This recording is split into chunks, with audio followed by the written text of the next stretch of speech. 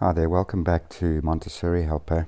So we're going to take you through the curriculum tracker. We'll take you through section by section. So to go there, you just click on the curriculum tracker from the home page. And what we'll do is we'll do the Sensorial today. So if you click on Sensorial, and you obviously need to be logged in so that you can take advantage of the notes and marking the lessons complete. It will give you that advice when you log in, at least when you go to that page, should we say. And you can see that the subject content is broken into the subject areas around the senses in this case. So visual, stereognostic, tactile, olfactory and auditory. As we know, the child learns through the senses to some extent, so this is quite an important part in sort of moving towards things like language and maths, as well as the practical life section. So the idea with this is really to make it easy for you as a homeschooler or as a small Montessori school. There are other curriculum products on the internet, but they're very much kind of structured around a formal larger school that wants to track other things like say like attendance or teacher observations, etc., maybe medical records. So that kind of thing is out there. It is good for those purposes, but I think for smaller schools and homeschools, and why we created this curriculum, is that we've heard from so many of you that you really struggle with adequate structure in your Montessori day. And the other problem is that just having everything easily available to you, you don't want to be going to have to add in more lesson content and all of that sort of stuff to a curriculum framework. You want everything in one, which is what you've got in this curriculum. The other thing as well is, I suppose, especially for homeschoolers, there's two challenges, well, three really.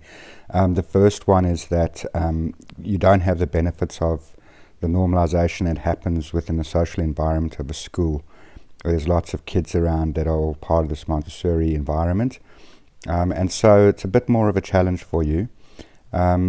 Secondly, if you use things like Facebook groups or any free resource you can get on the internet, it's good for ideas and stuff, but not really great for structure, because many of you kind of tell us that you feel very overwhelmed by the lack of structure and too much information. It sounds counterintuitive, but it definitely seems to be a problem that we've noticed. And then the third one is, as we said, is just having something that is ready to go, so that you can improve your confidence in doing this, because many of you may or may not be formally Montessori trained, and it takes time to do that, and you don't necessarily have the time. So you just really need something where you can get a quick idea of what's involved and work to a structure. In our website, we also have quite a few Montessori books and videos, especially some by Margaret Humphrey. We urge you to go and have a look at that, because as much as Montessori is a method, it's also a philosophy. And so understanding the philosophy just makes the method a whole lot easier. That being said, you don't have to be an expert or formally trained to be able to do this. And you'll pretty much get the hang of it quickly if you're looking at the right place and following the right advice, should I say. So once again, less is more. Anyway, back onto this. So we're looking at the sensorial part, which is learning through the senses. And so let's just go into visual senses, color and form. Now, you'll notice in this view, everything is sequenced for you. So it's based on what we'd suggest is a minimum curriculum for age 3 to 6 at this stage, but also broadening to 6 to 9 in the coming weeks. And you can see all of the things are put out for you in sequence. Some of these things you can do in parallel, and some you can do in sequence. So right across all the subject areas, we've structured it so that you will be able to progress in parallel, and you will know when you need to be following a sequence. And it's pretty intuitive, so there's nothing involved on your side in terms of the thinking part of that. Now, if you look at color box 1, it's already got a little green dot next to it, which means we have marked this complete. But we'll use this as an example. When you go into it as well, by the way, you'll see these little dots up the top here, and it'll tell you straight off that page, where those other lessons are in the sequence. And if you go into it here, you'll see generally the objectives, the materials that you need. So for this one, you would need color box 1, and then the control of error, which in this case the child can see the difference, and typically a short video just explaining what it is. And then every lesson that we have has the presentation part as well, and where materials are required, these are included. The materials for this, obviously the color box 1, is really what's called equipment. So you need to look at purchasing equipment over time to support the child's progress. But pretty much all of the items here are fairly self-explanatory, and you should be able to get by with, I think, a minimum amount of equipment. You don't necessarily need every single thing that a Montessori school has. So there you can see the presentation. It's driven by steps and explains to you what to do, and it's very specific as well, so you can understand where the philosophy comes into it.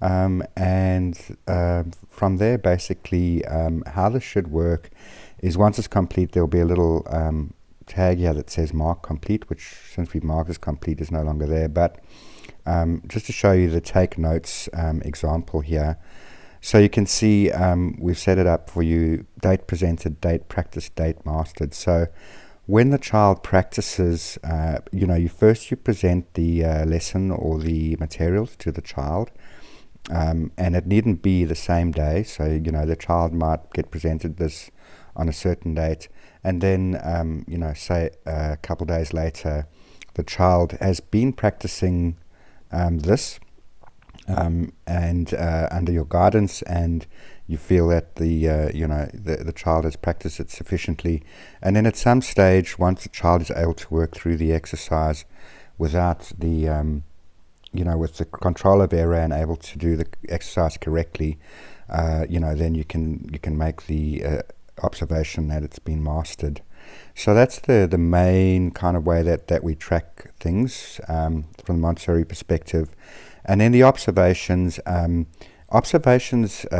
suppose this is a pretty bland one, but observations can include things like the child's emotional state, the attention, the concentration, and also you can notice things like children sometimes have more of a penchant for a certain exercise or lesson or subject area, and you can note that there within the observations.